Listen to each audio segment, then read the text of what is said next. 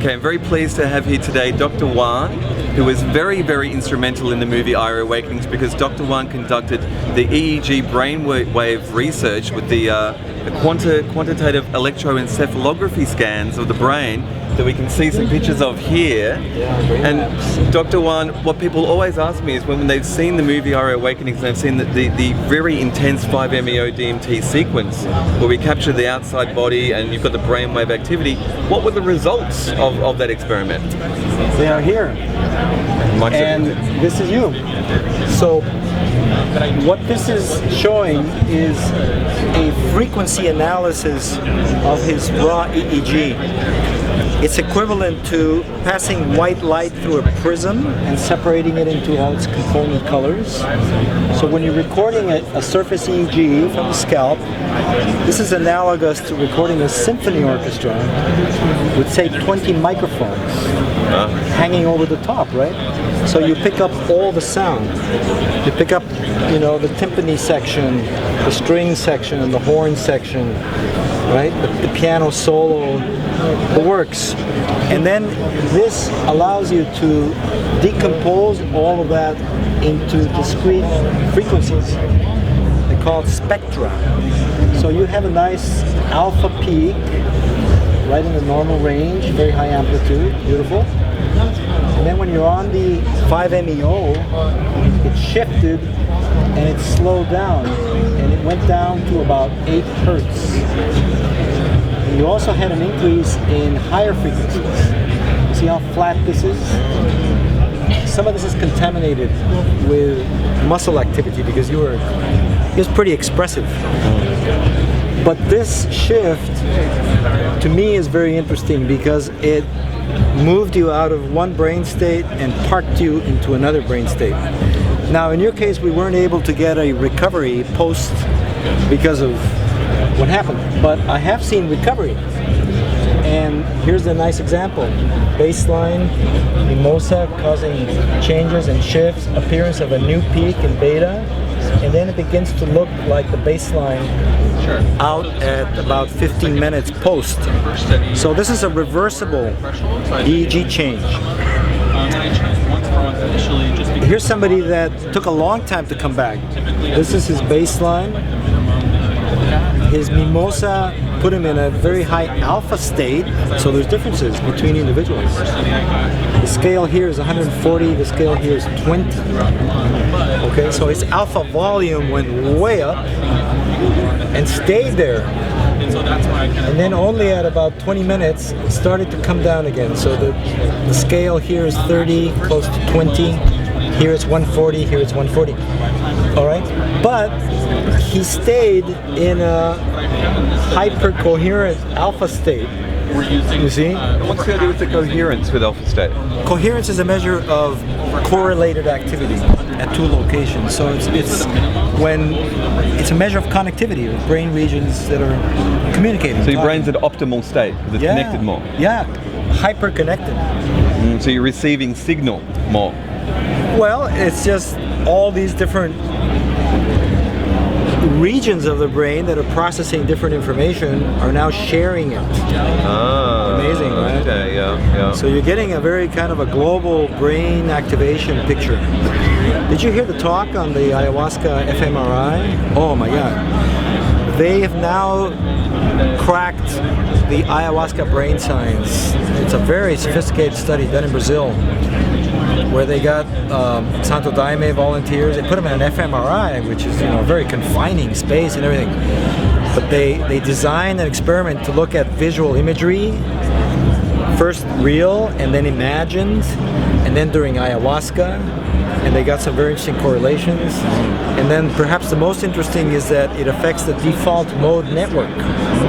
That's something that I can do with this data. I can reanalyze all this and generate what are called Loretta maps that will indicate which specific area, they're called Brodmann areas, is active, and correlate that to an fMRI.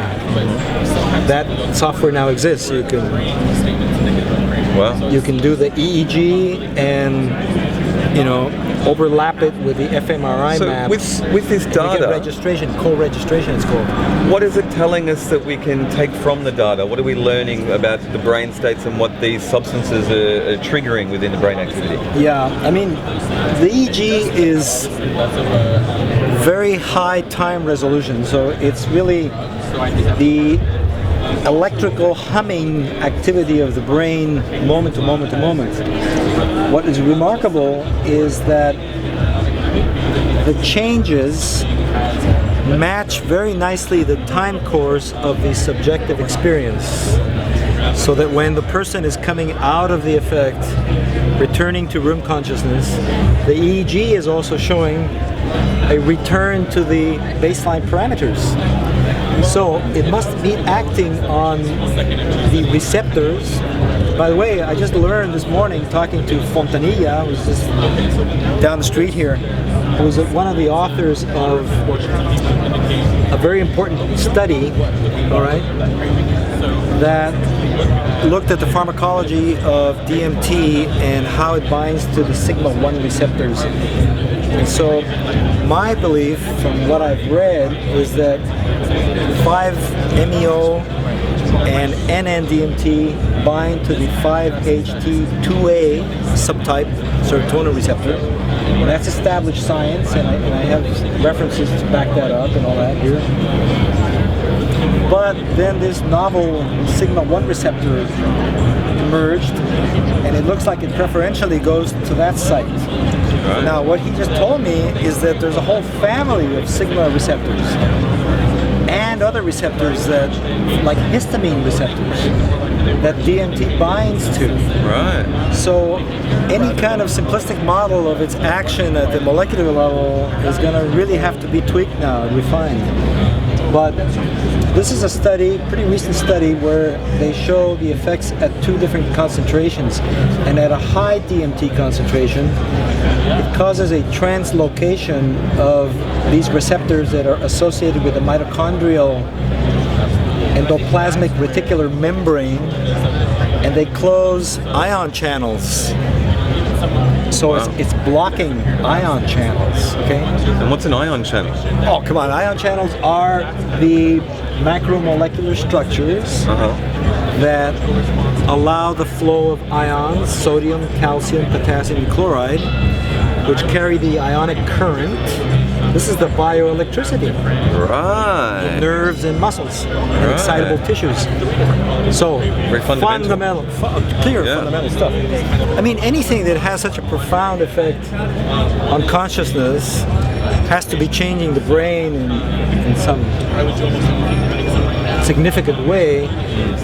This tracks the changes in electrical activity and connectivity. fMRI tracks changes in blood flow, right? You know, it's called regional cerebral blood flow. So the areas of the brain that are more active need more energy, glucose and oxygen, to sustain that activity. So a map is emerging Wow. of the ayahuasca brain alterations now.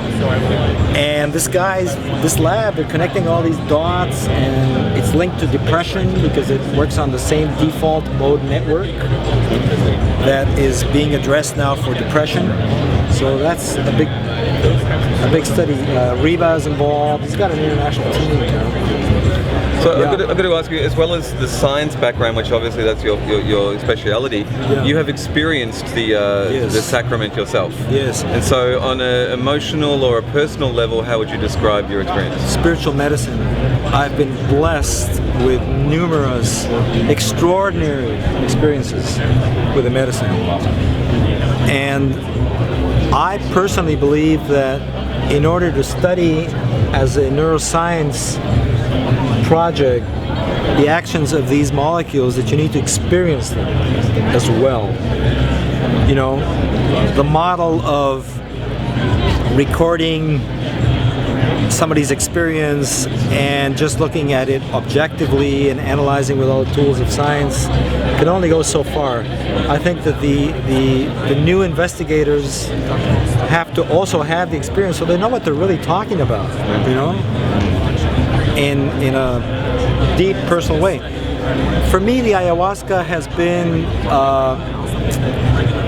it's still an unfolding path. I mean, I'm in kindergarten, you know. I've done numerous ceremonies all over the place. It follows me now, probably like you too, right? Yeah, yeah. It shows up. Yeah. You get invitations to ceremonies all the time, right? You run into people that are connected. The way it was described to me by a Shuar shaman from Ecuador that I first worked with, he would do ayahuasca mediated healings. So he would drink and then do healing works. And I was his assistant. So I would sit at his side during these ceremonies in a dark room with the patients here. And I was like the nurse, and he would need, you know, a different scalpel, and I would hand it over. Now he would need a crystal over here. Now he would need another mapacho, you know, tobacco. Now agua florida at this moment. But I was also having energetic visual experiences, and I was straight. Wow. Okay, and that's So when. how would science explain that? That there's a shared resonance of the brainwave activity when you're in that state? That's extraordinary to me. Yeah. I mean, I was close like this to him, and I had visions of jungle. I remember an anaconda, another time a jaguar. That's when I said, this is really something very magical, very extraordinary. Yep. So what is going on, you know, in our brains? Now, my question to the speaker at the ayahuasca session that ended just at noon, I said to him, have you looked at synesthesia? You know what that is, right? Yeah, yeah, yeah. The crossover of the senses. Yeah. And his answer was, that's our next project because it's a fascinating topic, right? Sound and light and vibration and the modalities, the modulations of that vibration happen. Yeah. Dr. Juan, thank you so much for your input Rack. and for being part of the film and the experience of Ira Awakening and for all your research on the frontiers of consciousness. Thank you. I think that film is a classic. It's going to be in the top 3. Right now I vote as number 1 of the ayahuasca films I've seen, and I've seen plenty of them. It's poetic, and your language is eloquent, and it's intimate, beautiful. Thank you so much, Dr. Juan. My hat to you. Thank you.